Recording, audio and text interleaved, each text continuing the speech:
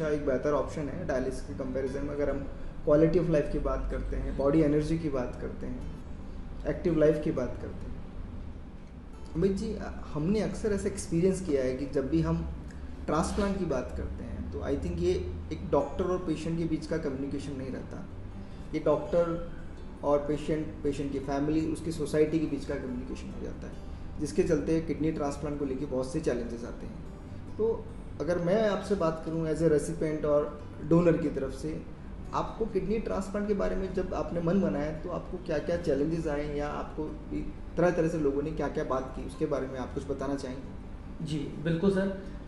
जब मैं डायलिसिस पे जाता था हॉस्पिटल में, वहाँ हम 4 घंटे अपना टाइम का रहता है कि 4 घंटे हमें वहीं रहना है।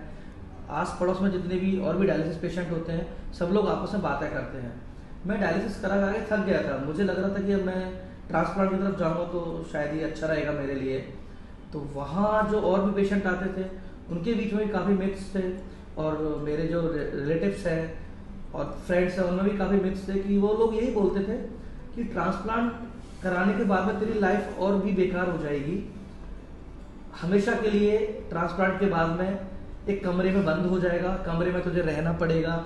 ओवरऑल ट्रांसप्लांट के बाद में आपकी लाइफ अच्छी नहीं रहेगी।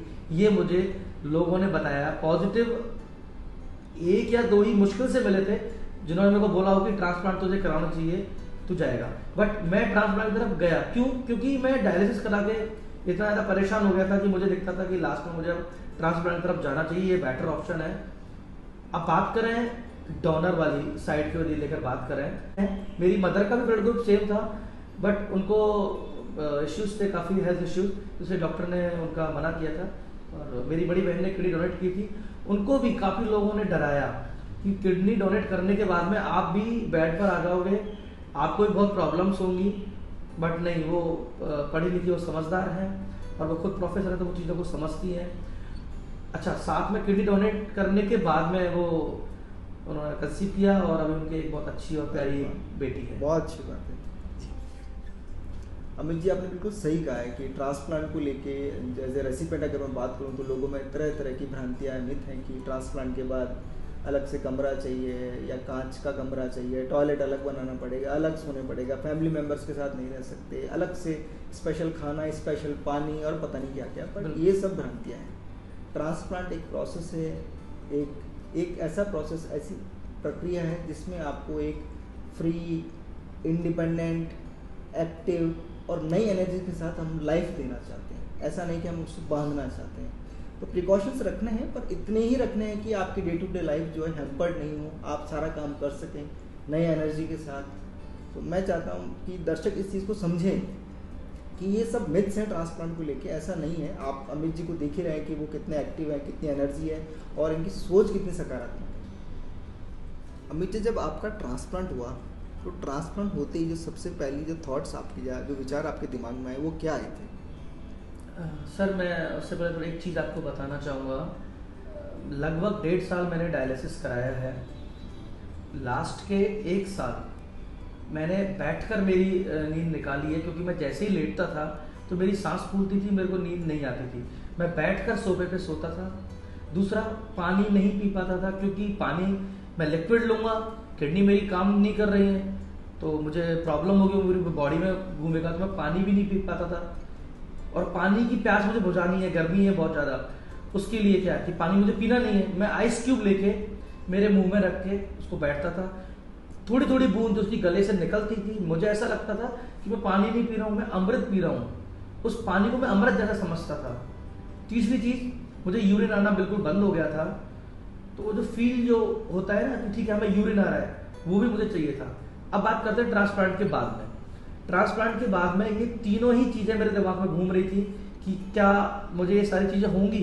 तो ट्रांसप्लांट के बाद में जब मैं फर्स्ट टाइम यूरिन गया और मुझे फील हुआ कि हाँ मुझे यूरिन आ रहा है, मुझे ऐसा लग रहा था कि पता नहीं क्या मिल गया मुझे, जैसे भगवान खुद आए हैं और उन्होंने बोला कि ठीक है बेटा, अब तू जा और अच्छे से अपनी जिंदगी जी सकता है। दूसरा, पानी। जब मैंने मेरे डॉक्टर को बोला कि सर मैं पानी पी सकता हूँ, उन्होंने बोला कि पी, जितना भी तेरे को पीना है। मुझे पता है कि मैं पानी काफ़ी सारा पी सकता हूँ, बट थोड़ा थोड़ा भी पी रहा था ना, तो मुझे ऐसा लग रहा था कि बस पता नहीं मुझे क्या मिल रहा है। बहुत ही अच्छा एक्सपीरियंस था। मैं आप लोगों को सिर्फ शेयर कर सकता हूँ, बता सकता हूँ। लिटरली बहुत अच्छा लग रहा था मुझे वो पानी पीकर कि हाँ मैं पानी पी पा रहा हूँ, खूब अच्छे से पी रहा हूँ। तीसरी चीज़ लेटना, क्योंकि 1 साल पूरा बैठकर सोया हूँ, रात में लेटना भूल गया था। जैसे ही बिल्कुल स्ट्रेट लेटा मुझे लगा कि यार 2 मिनट हो गए, अब तेरी सांस फूलेगी, क्योंकि पहले फूलती थी, 2 मिनट नहीं फूली, 20 मिनट हो गया, आधा घंटा हो गया। ऐसा लग रहा था कि पता नहीं क्या मिल गया है। बिल्कुल एकदम मैं आपको एक्सप्लेन नहीं कर पा रहा हूँ, बिल्कुल हवा में था, बहुत अच्छा लग रहा था। ये तीनों चीज़ें मेरे को मिली थी और ट्रांसप्लांट के बाद में मैं बहुत ही अच्छा अनुभव कर रहा था, बहुत अच्छा महसूस कर रहा था। बहुत अच्छी बात है, ये बहुत ही अच्छी बात है। अमित जी, अगर मैं आपकी ट्रांसप्लांट के बाद की लाइफ की बात करूं, अगर प्रोफेशनल लाइफ और पर्सनल लाइफ वो किस तरह से चेंज हुई है किडनी ट्रांसप्लांट के बाद, प्लीज़ बताइए ये चीज़। सर मैं आपको ये चीज़ें 2 फेज में बताऊंगा, प्रोफेशनल और पर्सनल। ट्रांसप्लांट से पहले बहुत ज़्यादा थका हुआ, कमज़ोर था, बट फुली एनर्जेटिक रहने लगा मैं ट्रांसप्लांट के बाद में। फुल एनर्जी रहती थी मेरे अंदर बॉडी में, अच्छे से खाना पीना रहता था मेरा, वॉक करना, सारा काम मेरा जो रूटीन पहले जब मैं बीमार नहीं था ऐसा ही मैं रहने लग गया था। मैंने 1 साल तक देखा कि ठीक है अब मैं सही हूँ, शायद और एनर्जी आएगी, बट हाँ 1 साल में मैंने आइडिया लगा लिया था कि अब मैं बिल्कुल फिट हूँ, मुझे कोई प्रॉब्लम नहीं है, मैं मेरी जो प्रोफेशनल लाइन है मैं उसमें जा सकता हूँ। बाई प्रोफेशन मैंने बताया था अभी आपको कि मैं टेक्निकल लाइन से हूँ, मैं इंजीनियर हूँ, एंड स्विमिंग पूल कंस्ट्रक्शन वाली लाइन में मैं वापस से मैंने एंट्री की। बिजनेस लाइन में मैं घुस गया जॉब को ड्रॉप करके। अब मैं मॉर्निंग में निकलता, क्लाइंट से इंटरेक्शन मेरा रहता था, क्लाइंट से मिलना, और जो मुझे साइट मिल गई है वहाँ साइट पर जाना, वहाँ जितने भी लेबर हैं, जो भी काम करने वाले हैं, उन सबको देखना, साथ में उनके हेल्प करना उनकी। पूरा दिन मेरा एक्टिव रहता था, और जो भी प्रिकॉशनरी होता है आफ्टर ट्रांसप्लांट वो सारा मैं आप फॉलो करता था, और फुली एनर्जेटिक रहने लग गया। पूरा प्रोफेशनली मेरा अच्छे से मैं काम करने लग गया था, मुझे कोई प्रॉब्लम नहीं थी, सब कुछ एकदम अच्छे से उसमें चल रहा है। अगर हम पर्सनल लाइफ की बात करें तो पर्सनल लाइफ की बात करें, यंग एज में जो भी ट्रांसप्लांट कराता है, चाहे वो लड़की है लड़का है, कहीं ना कहीं उनके दिमाग में एक चीज़ रहती है कि मेरे से कोई शादी करेगा क्या, कि मैं ट्रांसप्लांटेड हूँ। बट एक बार मैं एक फंक्शन में गया था, वहाँ मुझे मेरी जो वाइफ है अभी दिव्या, बिफोर मैरिज वो मेरे को मिली वहाँ पे। उसके बाद में 1-2 मीटिंग हमारी हुई, और मैंने 1-2 मीटिंग के बाद में ही उनको बोला कि मैं आपको पसंद करता हूँ और मैं आपसे शादी करना चाहता हूँ। अच्छा, साथ में मैं आपको एक चीज़ बताना चाहूँगा, बाय प्रोफेशन वो न्यूज़ रिपोर्टर है पत्रिका में, और हेल्थ बीट ही देखती हैं वो। ऐसे ट्रांसप्लांट के बाद में किसी लड़के को अपनाना लड़की के लिए, उसके घर वालों के लिए बहुत ही बड़ी बात होती है, बट वो वेल एजुकेटेड है और हेल्थ बीट से ही हैं, वो सारी चीज़ें समझती हैं कि हाँ आफ्टर ट्रांसप्लांट कोई प्रॉब्लम नहीं होती है। मेरी शादी ट्रांसप्लांट के बाद में हुई है, और अब 4 साल की बहुत प्यारी सी हमारी बेटी है, डॉटर मानो, बिल्कुल स्वस्थ है वो, एकदम सही है, कोई प्रॉब्लम नहीं है उसको। अमित जी, हमने आपके पर्सनल प्रोफेशनल लाइफ के बारे में तो अच्छे से जान लिया, बट एक चीज़ मुझे जो सरप्राइज़ करती है आपके बारे में कि अभी जैसे आपने मुझे बताया कि आप एक संस्था है KPWS, kidney patient welfare society, उसके फाउंडिंग मेंबर हैं, तो ये इस संस्था का आइडिया आपके दिमाग में कैसे आया?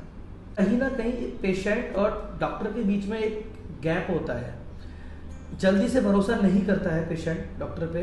वो ये सोचता है कि ठीक है डॉक्टर तो कहेंगे ट्रांसप्लांट के लिए, हम लोगों की वजह से एक ये इंसान जो कि बेड पे पड़ा हुआ था अब सेल्फ कैपेबल है, सेल्फ डिपेंडेंट है, और वो अच्छे से अपना जीवन जी रहा है। फिर हम लोगों ने सोचा कि क्यों ना हम इसे एक प्लेटफॉर्म पर लेकर आए। मैं नाम बताना चाहूँगा, जैसे मित्र हमारे हर्षवर्धन सिंह, हेमंत सिंह, हितेश शर्मा, और एक हमारी मेंबर है वो डोनर है मुद्रिका गहलोत। हम लोगों ने, और भी हमारे मित्र हैं, मैं ज़्यादा इन डिटेल नहीं जा सकता, एक सोसाइटी रन करने का निर्णय लिया, KPWS, kidney patients welfare society. और हम लोगों ने फिर स्टार्ट किया कि ठीक है हम लोगों को मोटिवेट करेंगे, और उनके बीच में जो भ्रम है, भ्रांतियाँ हैं, मिथ्स हैं कि ट्रांसप्लांट कराना चाहिए नहीं कराना चाहिए, उनके वो भ्रम दूर करेंगे, और साथ में ही उनको मेंटल सपोर्ट करेंगे, क्योंकि मेंटल सपोर्ट बहुत ज़रूरी होता है। जब आप किसी बीमारी से जूझ रहे होते हैं, आपका आपके जो आपके सराउंडिंग एरिया में जितने भी लोग हैं उनका मेंटल सपोर्ट आपको नहीं होगा ना, तो आपको बीमारी और भी ज़्यादा परेशान करेगी। तो हम उनका मेंटल सपोर्ट भी करते हैं। फिर हमने काफ़ी अच्छा काम किए, इवेंट्स भी किए हमने लोगों को अवेयर करने के लिए, किडनी डिजीज़ को लेकर, life after kidney transplant, organ donation को लेकर, और अभी भी हम काफ़ी सारे इवेंट्स करते हैं ताकि लोग अवेयर हो पाएँ और आफ्टर ट्रांसप्लांट अच्छी लाइफ जी सकें। नहीं, मैं भी मानता हूँ कि बहुत ज़रूरी है। आप तरह की एनजीओज अगर आगे आएंगी तो ये डॉक्टर और पेशेंट के बीच जो कम्युनिकेशन गैप है वो कहीं ना कहीं पूरा होगा, क्योंकि आपके माध्यम से हम अपनी बात और अच्छे से रख सकते हैं। तो मैं बिल्कुल बोलूँगा कि आप और आपके जो मित्र हैं बहुत ही सराहनीय कार्य कर रहे हैं और बहुत ही मतलब नोबल वर्क है एक तरह का ये। जी सर, बिल्कुल। ये हम काउंसलिंग करने के लिए उनको बोलते हैं कि आप जयपुर में कहीं भी हैं, क्योंकि अब अभी इतने कैपेबल नहीं है कि जयपुर से बाहर भी जा पाए काउंसलिंग करने के लिए। जयपुर में कहीं भी हैं, आप हमें बताइए आप कहाँ रहते हैं, आप बताइए हमारे पास में, हम आएंगे आपके पास में फ्री ऑफ कॉस्ट, कोई भी रुपये चार्ज नहीं लेते। अभी तो टेक्नोलॉजी इतनी स्ट्रांग है कि हम हाँ, लोग फोन पे भी बातें व्हाट्सएप से भी कर सकते हैं, जूम मीटिंग भी कर सकते हैं। जी, बट सर जयपुर में यदि है तो हम कोशिश करते हैं कि हम फिजिकली उनसे जाकर मिलें। बहुत अच्छी बात है। बस इसके बदले में हम उनसे चाय जरूर लेते हैं कि आप हमें चाय जरूर पिलाना, और उनकी काउंसलिंग करते हैं ताकि वो ट्रांसप्लांट के लिए तैयार हो और एक अच्छी लाइफ जी सके। तो जो भी दर्शक ये वीडियो देख रहे हैं और अगर किडनी ट्रांसप्लांट का अगर उनके आसपास में या कोई फैमिली में कोई मन बना रहा है और अगर वो किसी तरह की काउंसलिंग लेना चाहते हैं तो आप KPWS kidney patient welfare society के माध्यम से मिस्टर अमित शर्मा और उनके मित्रों से संपर्क जरूर कर सकते हैं। जी।